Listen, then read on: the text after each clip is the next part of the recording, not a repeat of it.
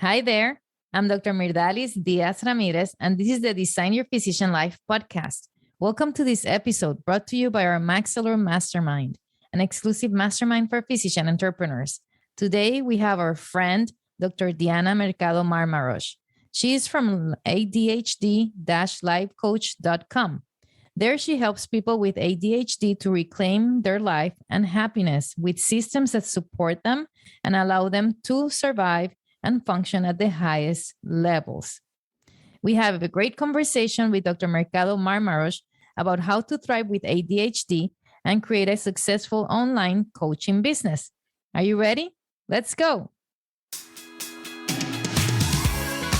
Welcome to the Design Your Physician Life podcast, where you will get excited about being a physician, learn the tools that can help boost your success, and great tips from successful doctors. Join us to unlock the keys to an amazing physician life. And now, here's your host, Dr. Myrdalis Diaz-Ramirez.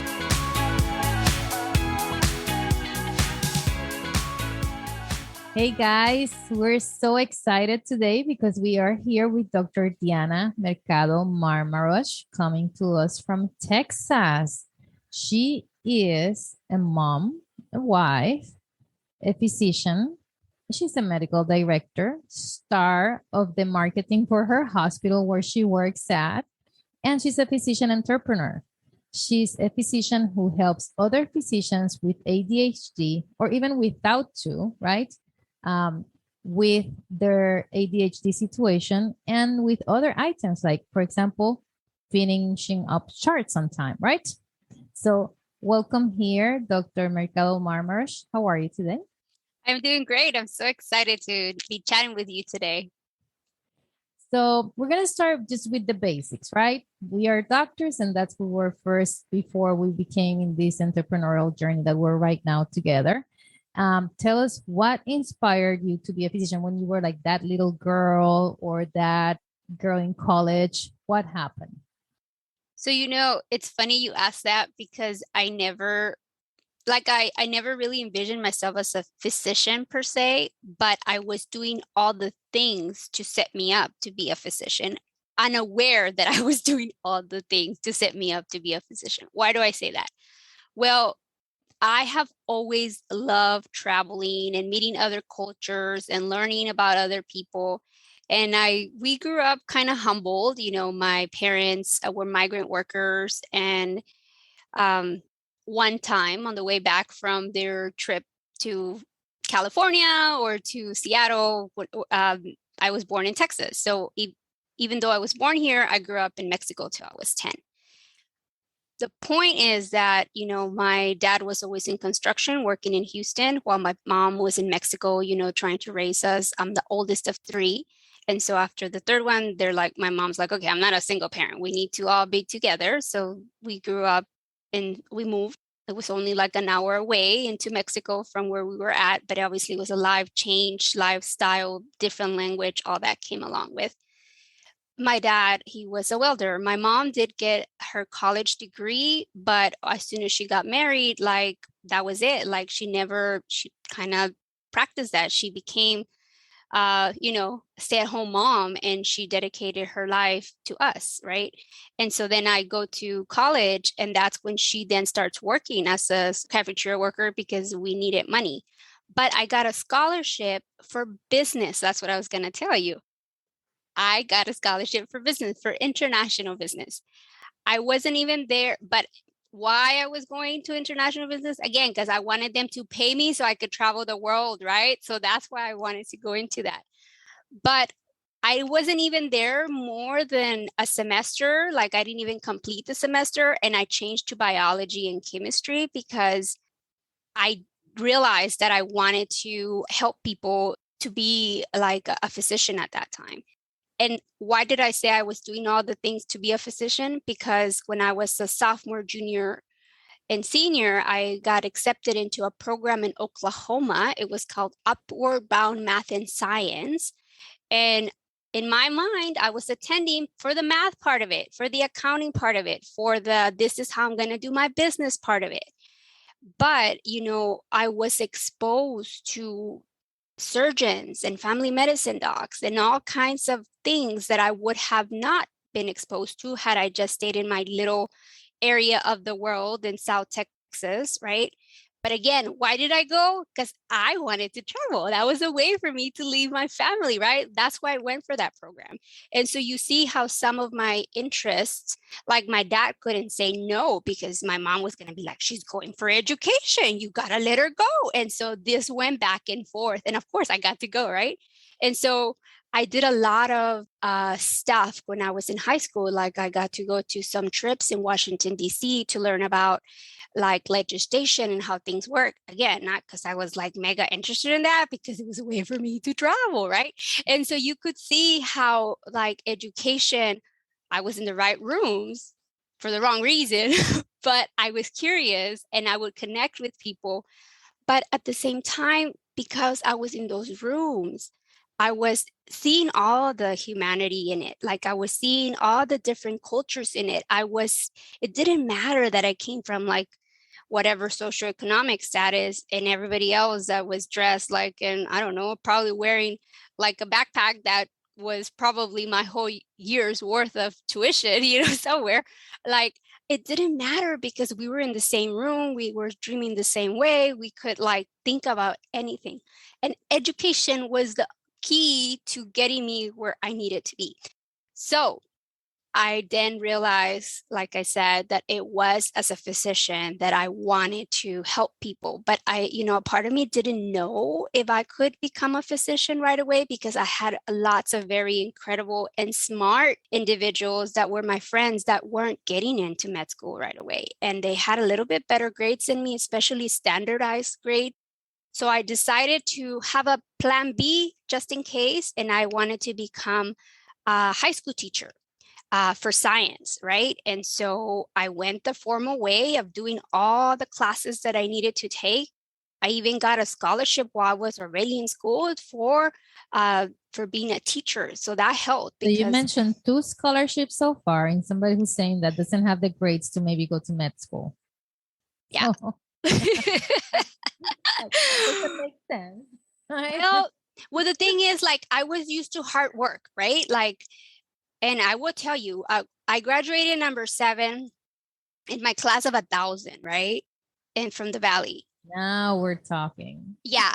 And so I could do the hard work, like A's were not a problem, but I didn't realize that I was getting those good grades because I was running probably 10 miles a day in my cross country team. And I was in the folklorical team and I was in all this like high motivated things that were keeping me like efficient because I could only do things like once and not like have time to sit there and like hyper focus and like, messy, first done, good enough type of thing.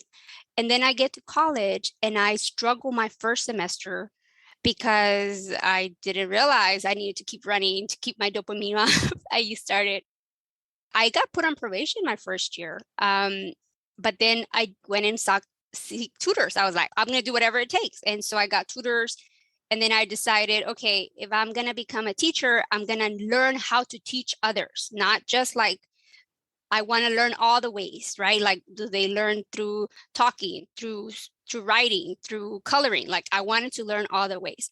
And so anyways, what I mean by I'm not a good test taker, that's what I mean, like a standardized test taker, because I didn't realize at that time I had ADHD and I didn't realize I couldn't sit there long enough to finish like whatever I got through, I would get right, but I wouldn't get through the whole thing. So you could see how my grade never really reflected like how good I could have done had I been properly treated, I was always one of the last ones to finish any test, but I didn't care. I mean, I was like, I'm going to sit here as long as they give me time. I'm going to do it, right? So did I know I wanted to be a physician? Not necessarily, but eventually everything sets you up for where you're meant to be. So then you graduated, you enter medical school despite all these challenges, still not being able to identify that you had ADHD. So you went through it, you found coaching because you were determined. So you changed from being a teacher, let's just be a doctor, right? And then you went through med school and residency.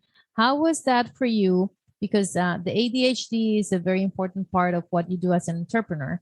How did that component affect you through med school? When did you identify that you had ADHD? And how had that either helped you or not during those two very important times, being a medical student and being a resident? Yeah, so it was during my first semester that, again, I had no clue. My roommate at that time, she told me, she's like, Diana, she's like, I think there's something wrong with you. She's like, I see you sitting here, you're studying maybe 80 to 100 hours. I see that you're not messing around, yet your scores are not reflecting. I don't know if you're overstudying or like maybe you're depressed or maybe you're anxious because you're putting so much pressure on yourself, being that you're the first one to go to medical school. I mean, you're the first one to go into college, but now you're in medical school. And so you feel all this pressure of like having to finish. Like, you have all these loans that you just took out. And then your dad just got diagnosed with cancer. So like, are you depressed? Are you like, what's going on? So anyways, I go get tested. They do this neuro test that it's like 8 to 10 hours long. And then they tell me that I'm 2 years behind where I should be based on my education. You would think that that's where I would be focused on, that I'm like 2 years handicapped. No, I was like shocked that I had ADHD. Like that was the part that was like, oh my God, I'm broken, right? Instead of like, oh, I'm 2 years behind. Maybe I should work on that. No, I didn't care about that part. I was like, whatever, I've gotten this far. It's okay. I was focused on the fact that I had ADHD, but I was focused on in the wrong way. I should have asked myself, how can I help myself? Instead, I was like, oh my God, I better mask it. Like, I hope nobody can figure this out because they already know I'm slow. I already tell myself I'm slow. I already feel disorganized and I don't want to like attract too much attention to myself, like for the wrong reasons. So the whole time, I think instead of realizing how can I help myself, I think I was trying to mask. I think I was trying to blend in, which would get me in trouble because I was so excited to see my patients and I would like hyper focus. So like you already know that medical students love to take a long H&P, right? Like you joke, right? Like you tell them, go find out about the patient and they come back with a book and you're like, I just wanted to know why they were here, right? And so you could imagine somebody who has ADHD who cannot literally we're not trying to be mean. We just cannot tell what is more important than the other. Everything coming at us is so important. So we brought you 3 books of their information. And then you're looking at me like, what the hell? Like, can't you just give me like the basics? And I'm like, isn't all of that important? And they're like, no. And you're like, why not? They told me that you don't have to write everything they tell you. And I'm like, oh. And so you could see why, like, I would get myself in trouble. Like, I mean, I was loved by the patient, right? They're like, oh my God, the first one who cares Nobody about has me. ever spent so much time with me. You're so wonderful. Yeah, so you could easily see that the things that would get me in trouble were the things that then would make me the best, like the things that ended up helping me to be like top 10 doc out of Houston, where there's like thousands of docs in Houston. And you're like, how the hell am I the top 10 doc? Don't they know I'll have like a 3-hour wait? Like, why do they like talking to me, right? And so it's funny how that is like a plus and a minus with ADHD, that there's only 2 types of time, like now and not now. And if it's not now, like if you didn't put it somewhere, you're not going to remember. So that's why, like, you know, I would go into the room. I couldn't tell it had been more than 10 minutes. Like in my mind, 45 minutes were the same thing as 5 minutes. And so I would go and do like an amazing encounter. And I'd be like, how come nobody recorded that? Like, and then you would ask me to then write a note. I'm like, oh, that's boring. What do you want from me? How come nobody wrote what I just said? She just said she loved it. And so I would get myself in so much trouble. I would have like 200 to 300 notes open. Like that went on for like, I don't know, 10 years or so until I discovered coaching by listening to a podcast. Before coaching. So you said that you went to medical school, through medical school like this and residency, right? Mm-hmm. How were you trying to mask saying that, think that the fact that you had ADHD so that people wouldn't know that you had this terrible thing called ADHD? Yeah, so I was trying to mask by working really hard, and that meant outside of work. Like, so I would go and do whatever I needed to, but then I would be spending like 20 to 30 hours outside of work, pajama charting, like weekend charting, like even when I was off, I was really not off because I was always doing stuff. The thing is, like, my husband, I guess, I mean, he knew I had ADHD, and my husband just thought, well, it's part of her being a physician. Like, that's just the type of lifestyle she has. She's on call, she's doing different things. So I'm so grateful that he was never like, telling me things. Of course, you still had people that would roll their eyes when you would tell them, it's going to take me 20 minutes. And they're like, okay, so 2 hours. And I'll be like, no, 20 minutes. And then like 2 hours later, I'm still there. Right. And so I think the thing was that when I finished residency, they told me that I needed to go get my own psychiatrist because I shouldn't keep coming to the student clinic. And you would have thought that any psychiatrist there in Houston would be able to understand ADHD in adults. Unfortunately, that was not the case with my encounter, because I think I was so up in my head with feeling ashamed and feeling embarrassed that I was having to work so hard. And I was in my mind so slow. I felt like I should just be grateful that I had a job, and that I should just be grateful that they still allowed me to be a physician and take care of my patients. And so anyways, that physician ended up telling me that I should know better, that I was a physician, that I outgrew ADHD as we become adults. And the thing is, I got diagnosed as an adult. So how the hell did I outgrow it if like that's when I got diagnosed, right? But I was so ashamed that I didn't like question him. Like, that whole encounter lasted less than 2 minutes, and he walked out. He didn't even want to see my 10-page paper that I brought that they had done in that neuropsych thing, right? He didn't take history like you did, definitely. No, right? Definitely not a 3-hour history like I did. The 3-book history was a 2-minute page. Bye. It was an HMB, high and bye. Yes, hi and bye. Okay, you're a physician. You got this far. You don't need meds. Peace, right? Go, girl, bye. Yeah. And so you would have thought I would have been like genius enough to be like, okay, well, that's round one. Let me do my due diligence. Let me go find me a physician who specializes with adult ADHD for professionals and then go see them. No, I didn't do that. I just sat in it for 10 years until I ended up hearing a podcast by Sunny Smith called Empowering Women Physicians.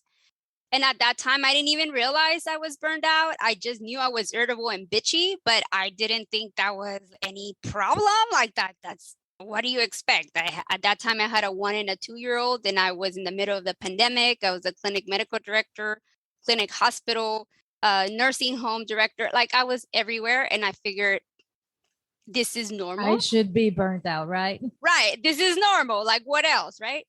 But in my mind, I always felt like I was not realized, like I wasn't fully reaching the capacity of what I could be. And that was what was nagging me. That's why I was always listening to podcasts. Like, I was listening to podcasts like how a Slav becomes clean, like listening to different things. I was just trying to learn to adult. Like, I was like, a physician should know how to do her dishes. Like, a physician should know how to, like, do the basic stuff.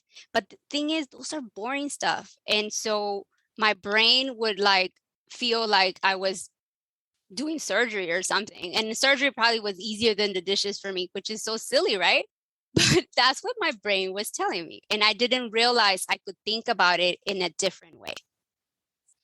So you heard Dr. Sunny Smith, who she's been through a huge burnout episode herself. She was in the ICU and she recovered from that. And now she teaches other physicians on how to deal with this. She has that website that actually is a Facebook page called Empowering Female Physicians.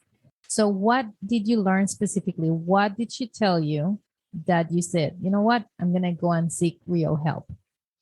Yeah. So I listened to her podcast on a Friday morning at 7:30 a.m. on my way to work. By 4 p.m., I had bought her course. Best impulsive decision ever that I made. Not even sharing with my husband, hey, I just made this like $1,000 investment in this course. I think I told him like a week later, and he's like, how much did you pay? Like, I remember he like spit out water when I was telling him. And then he's like, well, you better go pay attention because you don't pay attention to anything. I said, okay. And so I did. I went, all of a sudden, I found 12 hours a week when my story was, I don't have enough time. Like that was my running line, right? I don't have enough time. I don't have enough time. All of a sudden I found 12 hours a week because I paid somebody to help me figure out what was going on. Anyways, again, not even knowing what coaching was, I raised my hand. I didn't even know what I was signing up for. I just raised my hand and I was like, so she had started asking me questions. All of a sudden I'm bawling and I'm telling everybody I have ADHD. I think I had shared with 5 people that I had ADHD prior to sharing with her in a room of 100 physicians that I have never met. But here I am telling everybody everything.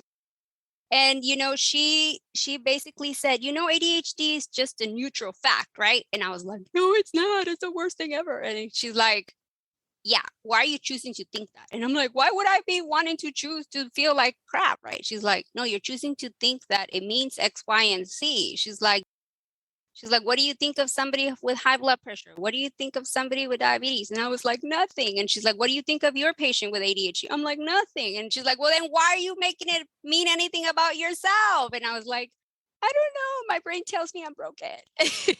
And so from there, I was like, okay, well, what if I don't have to choose to think that I'm broken? What if I can choose to think that my brain's just different? How can I learn about it? How can I become curious? How can I use it to my advantage? Because obviously it's my ADHD that keeps getting me promotions because I'm so impulsive and I'm telling you what I'm thinking before I thought it out fully and I'm already in trouble, but I'm calling BS on whatever needs to be called BS because you've done things a certain way and the people that implemented those rules are not even here. Why do we have to keep doing it that way, right? It doesn't make sense to not reevaluate systems that you have had or things that people have told you, either your parents, either society, whatever, to reevaluate and see if those thoughts still support you. You're feeling change in your institution because you just couldn't stay put, right? You're looking for all this change and then you find that she has a new way of thinking. And then at that point, when you're like, oh my goodness, I can think differently about ADHD, like I'm not broken. At that point, what did you do? So at that point, I was like, let me go get me an ADHD coach, like a one-on-one. Let me go get me a group coach. Again, I don't have any time, right? All of a sudden, I have all this time to go put myself in different places. And then I decided I was trying all kinds of things, running, Zumba, meditation. And while my notes started to finally get closed, I was still having some type of a struggle. And I was being coached by different coaches in her program. And several of them gently said, Diana, try medications. What are you doing? And again, you could see why I didn't want to try. I mean, I was burnt last time that I tried, right? But then I said, you know what? I have a physician that I trust, that I referred thousands of patients to. Why can't I just reach out and be like, hey, can you see me? Or do you have somebody who can see me that you trust, that can see medical professionals, right? Who have ADHD. She's like, yeah, of course. And we chatted and I was like, okay, let me try to fax you my 10-page paper. She's like, girl, I got you. I was like, okay, good. So I don't think she talked to me more than 3 minutes. She's like, girl, you need meds. And I said, I know, right? So the point is that I decided to start investing in myself. I decided that medications are the fastest way. Noticed it right away as soon as I started. It are the fastest way to get you to start implementing those skills that I was being learned, I was being taught, and I was being able to maneuver. And, there's nothing wrong with thinking differently. You just have to understand where your strengths are so that you can leverage them and then let go of those that are really not serving you. So you talked about 3 different coaches plus a physician that took you from, years, over 10 years. In a matter of how long after you found Dr. Sonny Smith were you feeling better, you'd say? In less than 2 months. So that's the power of coaching, right?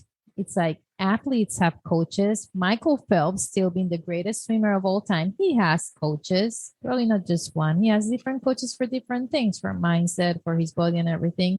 Executives, they have executive coaching. And then as physicians, because we're supposed to know everything, like that first psychiatrist told you, you'll figure it out. 10 years later, you're finally solving everything within 2 months. And that's something that, it took you that coaching and that mindset shift to be able to finally figure this out, which you found you stumbled upon during the pandemic, right? Yes. So knowing that people can be, what you've suffered, because you really suffered, you were burnt out. Luckily, you had a wonderful husband who married you despite all this, as you say, the broken ADHD and this, and then you had babies, and finding out that you're really not broken, like you have something that can be easily treated is what you have, and you can direct that. You've decided to teach others that this can be done, and tell us about that transition. When did you say, you know what? I'm tired of this. I went through this whole thing. I'm going to just teach the world because this can be as good or even better for so many others. Yes. So when you were asking me how long, so in October 2020 was when I joined. I joined Dr. Smith's course. January 21, that's when I started my life coach school. By July 21, I completed my life coach school training. By May, before I completed my life coach training, I had already started my first group coaching thing. And actually, I met you like in March, April, right? That's when we started working together. And you're a wonderful 6-month mastermind that you created. And it was in your mastermind where my idea, right, became a reality. And baby steps here, baby steps there, like eventually things got better and better. By July 21, I joined Dr. Una's Intra MD Business School. And so here we are, it's been about, I guess, a year and 2-3 months that I've known about coaching, right? And it almost feels like a lifetime ago. But the thing was that I kept looking and looking for ADHD physicians who were coaching. And I didn't find ADHD physicians who were coaching or doing group coaching. And so I said, well, why not create one? Who better me than I, who was a teacher, so I could still be a teacher, who better me than I, who struggled all kinds of stuff. I know all their thoughts because I had the thoughts. I've been coached on those thoughts. And so when I was doing my own one-on-one coaching, like when I was the client, when I wanted to teach the teacher, I said, maybe this is time for me. And when I doing my own group coaching, when I was the client and I wanted to coach every single person in the room, and I wanted to tell the ADHD coach who probably had 15 years experience to move over because I had something to say, I was like, I need to go do my own thing. Let me not interrupt her flow because she's obviously amazing. She's taught me all this, and here I am. But again, a willing mind, right? That's all you have to have, a willing mind to know that everything you've done got you here, but everything where you need to want to go, you have to be willing to do it a different way, even if it's not how you normally think it would be. And so then I decided, okay, I'm going to start talking about this. Like ADHD is nothing to be ashamed of. I don't know why it's so stigmatized, but it could be your zone of genius. Like it could be the reason why you're able to hyper focus for such a period of time if that's what you enjoy. And it's been so amazing I'm in my 4th coaching group, and in each of them I have about 10 physicians, and they're females and males. I would say 80% are females though. Males are slowly coming and bringing their partners and their other friends. So that's good. They're slowly coming in. They're all welcome. But I will tell you that we're all different in the sense that Some of us like pathology. Some of us are surgeons. Some of our OBGYNs. Some of us are family medicine. Some of us are like endocrinologists, even psychiatrists, pediatricians. I have all of them.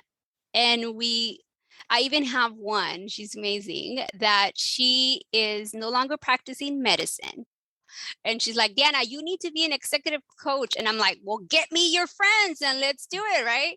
And so it's just amazing how you don't have to know what you're doing exactly, but you just have to be a few steps ahead of the people that you're helping, and showing up, sending emails that you sometimes send the wrong link or whatever is okay. Like, you have ADHD, they have ADHD. We're all learning. We're all going to figure it out together. And some of the feedback that I've gotten is that me showing up real and authentic and allowing myself to ask, what are you doing for fun? And like their jaw drops because they're like, I don't know fun. I haven't done that in ages. I haven't even done my main task. And I'm like, I know, but this is how we're going to do it so that you can have enough dopamine so that you can do your stuff. And it's just been life-changing for them. And it's been life-changing for me to be able to modify my schedule and have a day off and still be able to go take my kids to daycare so that I can do my things, and remembering who I am as a person and who I am as a wife and who I am, in all the areas, not just all the roles, but who I am. And that's been so wonderful to be able to teach those physicians that, yes, we really do have to check our own pulse first. Yes, we really do have to have oxygen on before you help everybody else. You can't It's amazing because you've coached our groups too, and where people didn't necessarily say, hey, maybe that is nice to meet you, I have ADHD, right? That's not something that you usually present yourself, but it does come through. And then the transformation that happens is in those physicians, just for a few minutes of talking to somebody who really has experience and is so specific that you're a physician, you are a person with ADHD, so you've suffered a lot of the things that they have for so many years, and now you're an entrepreneur. So let's now move on to that entrepreneur side, because right now there's many things that you need to be an entrepreneur. And I think in your case, like your passion, your experience, who you are, that's like being the most amazing thing. It's like you say,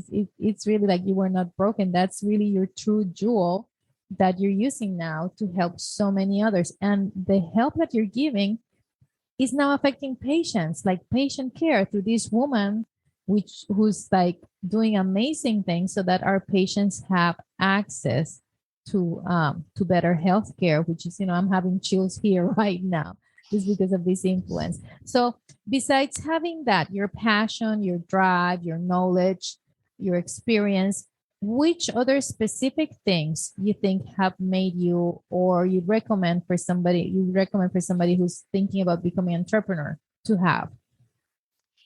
I mean, you have to be willing to start before you feel like you're ready to start. Part of being physician, it's been drilled into us, right? Like, don't do anything less than perfect. Because if you do anything less than perfect, you're gonna affect the patient. Like, it could be life or death, right? The thing is that in entrepreneurship, there's no one algorithm. Like, you get to decide, which is the fun and hard part, because at least when you have something in writing, you can follow it, right? And then you can get mad that I don't want to do it that way and blah, blah, blah, blah. But as an entrepreneur, you really get to decide. So if you quote unquote mess it up, you have nobody else to blame but yourself, right? But if you get it right, you have nobody else to thank but yourself, right? The thing is, you don't have to know everything. You just have to keep asking questions. There's some people who are 5 steps ahead of you. Talk to them. See what they didn't do. Then you decide. You don't have to do it exactly like they're doing it, but you have to do something. But you have to know your why. You have to know why you're doing what you're doing, because for us, well, not for everybody, but for some of us, like, selling feels like we're vomiting every time we tell somebody what we're gonna charge them or whatever. The thing is, time is your most valuable asset. And while it might take, you already know, it might take you 5 minutes to do that surgery, but it took you 10 years to learn to get to do that surgery, right? So you're not charging them. How much would you pay for 10 years of your life, right? Where you had ADHD? when in 2 months you were feeling better, right? Yeah, exactly. Yeah. And the thing is, like, I did the math.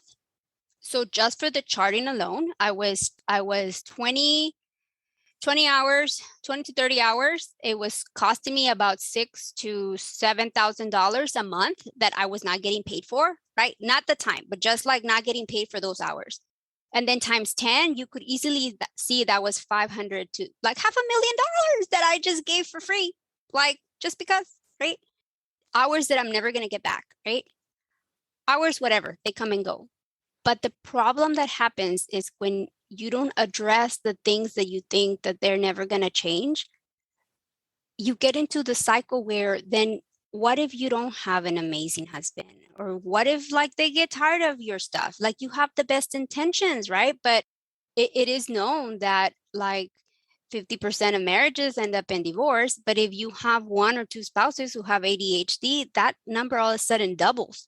So you have a very high likelihood that you're going to end up divorced, and you might end up, if you're not paying attention to how to do your own finances or do different things, you can get yourself in trouble. You can get yourself fired. You can get, not on purpose, right? But it can get us into trouble. And then we have no time awareness. So we're speeding, right? We can get in a car accident. Different things can happen, right? So I'm not saying this to try to like scare you or anything. I'm just telling you this because this is unfortunately the sobering reality that treating yourself is not just treating yourself. It's like you are now a better person for your family, for your patients. It's for everybody, right?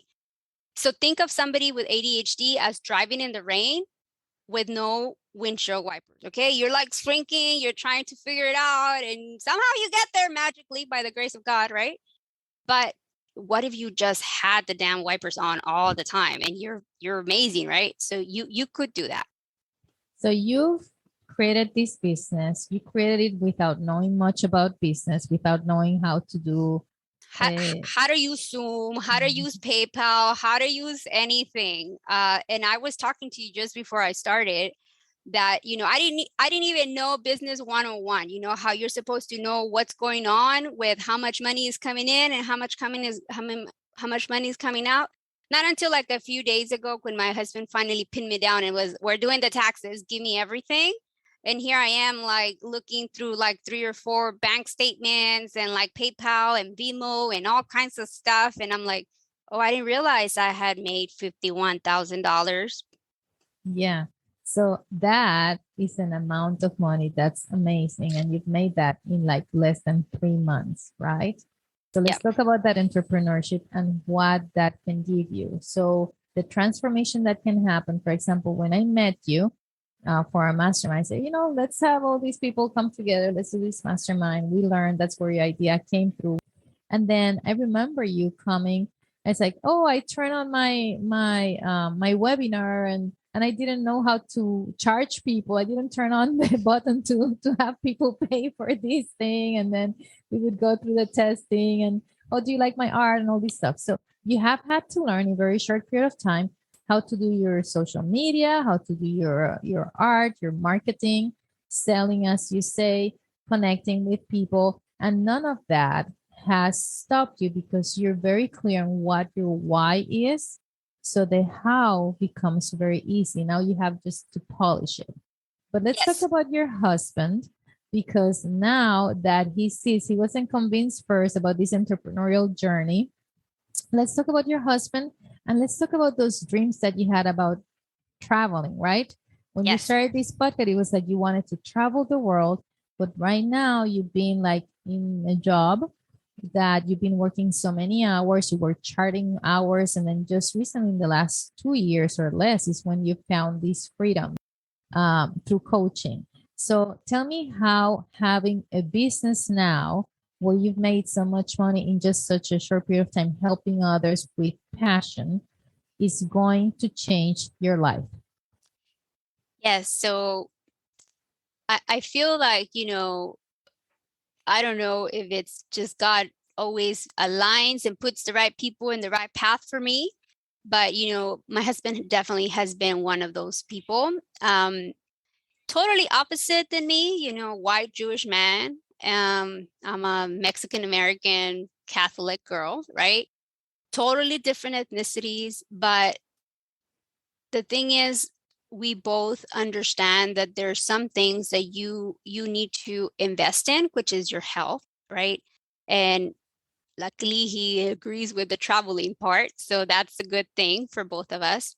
And education, so that has been that. So now that he sees, oh, there is money, there is a possibility there, and he asked me, he's like, well, would you do all this for free? And I said, of course. And then he said, you would do all this work for free? And I said, yes. And I said, it really is meaningful for people to live their life. I go, but if I do it for free, I go, they're not going to value it, and they're not going to value themselves because they're worth that and that much more, you know? And so it's been a big transformation for me and for them. And now I'm still full-time 1.0 employee. And so I did let go of the nursing home as of January. I gave that to somebody else, to my junior colleague. I was like, okay, you need to do this now because I'm getting so busy in my coaching that I do know that I have to decide what is my priority. And I did the nursing home for 5 years, and that I did well at, but this is my new stage. And so now I'm at the stage where I'm like, maybe I can go to 0.7, and maybe we can start designing, like, once the kids get a little bit older, having the summers off, like going to go live in different countries for those 2 to 3 months and experiencing that country and really taking it all in, and being able to do my group coaching, for a couple of hours here and there and talk to them all over the world. And it's amazing that COVID has opened up that possibility where, like, I can coach somebody in Australia, I can coach somebody in the UK, I can coach somebody in Germany, I can coach my Canadian friends. I have a lot of them now. It's so amazing that, the time zone, it's funny because, you put two people with ADHD and like, you're like, was it your time zone or my time zone? And so it's funny, but when we do connect, it's amazing. And it's just mind blowing how it doesn't matter what ethnicity you are, what country you're in, like we go down to the same things, like understanding boundaries, understanding time management, understanding emotional dysregulation, planning, prioritizing, all that stuff. But the most wonderful thing is realizing that we're life learners. And I can't wait to go back to where I originally wanted to, which was continue to explore other cultures, travel, do business, and do medicine in my own terms. And so that's where I'm at now. So Diana, the name of this podcast is Design Your Physician Life. And that's what you're doing through entrepreneurship. And right now you're still working 1.0 plus doing all this work extra for coaching. Do you feel burnt out right now? I was starting to feel burned out about a month ago. And that's when I started to make changes where I said no more private clients. I have a 6-month wait on private clients. And I've decided to restructure my group coaching to become I wanted to continue with the people that are already in my membership. I wanted them to have a way to continue with me and continue serving those. And so the only way they're able to work with me privately now is after they complete my 3-month course, they can do the membership either for 6 months or for 12 months. And I will tell you that most people are doing that because the community where you can come to be and design your life in your own terms, like there's not amount of money you can pay for that, right? Like you go from people sending you emails to close your charts and that you suck and blah, blah, blah. They don't need to tell you that, but that's what your brain is telling you, right? To having a community where they're like cheering and clapping and so excited that you did 5 notes. Today you closed 5 notes where you used to close none. Like, we're so excited for you and we're seeing you grow and we're seeing you pick up your kids and actually show up on date. And like, that's just amazing. So if we want to sign up for your courses, where do we find you? Sure. You can go to my website. It's called ADHD-lifecoach.com. On there, you'll see that each month I have a free masterclass or webinar. Oh, I forgot to say the best part. Now I have CME for my course. So it's like a no-brainer, right? So that means that your company can pay for it, right? Or you can pay for it. It's a professional development expense, right? And seriously, even if it didn't have CME, this is a course that's going to change your life because you're going to walk away with systems, not just like a quick fix, but like a way to really design your life the way you want to, personally and professionally, right? And so you can go to that website. If you decide that you want to listen to my podcast, you can find me at Beyond ADHD Life Coach. And I'm also on Instagram with the same thing, Beyond ADHD Life Coach. Or if you're like, I just give me the 2-minute version, go to TikTok, you can have the 60-second version. You can find me at Dr._ADHD_coach. But, you know, if you don't work with me, it's okay, but do something for yourself. Like either go seek a therapist, go seek a different type of coach, a money coach, any type of coach, right? Definitely figure out how you can help yourself to be who you want to be. Discover yourself again. Well, thank you very much for being with us today. It's been amazing. You've taught us tons of stuff about ADHD entrepreneurship, and as you say, finding yourself and designing your physician life. So thank you very much. Thank you for having me. Like I said, it's amazing to connect with people like yourself who are designing a better way to do things so that we all can flourish. Thanks. Well, guys, that's it for today. Stay tuned for more of our Design Your Physician Life podcast, which was brought to you today by our maxAllure Mastermind, an exclusive mastermind for physician entrepreneurs. We will continue to bring you useful resources to develop your physician entrepreneur life like we did today with Dr. Diana Mercado-Marmarosh. You can reach her through her website, ADHD-lifecoach.com. That is ADHD-lifecoch.com. Thank you for joining us. We hope you had a great time as we did. Stay in touch with us. Visit our website, maxallure.com. That is MAXALLURE. And please don't forget to subscribe, like us, give us 5 stars, and share the love with your friends and family. See you later. Thanks. Bye. Please remember that Design is not providing specific financial, medical, or career advice. Our only intent is to stimulate your appetite for growth by sharing our experience and those of our speakers, coaches, and guests. Your personal growth and success will be unique to your circumstances and your hard work. We sincerely hope you enjoyed the show and look forward to seeing you next week.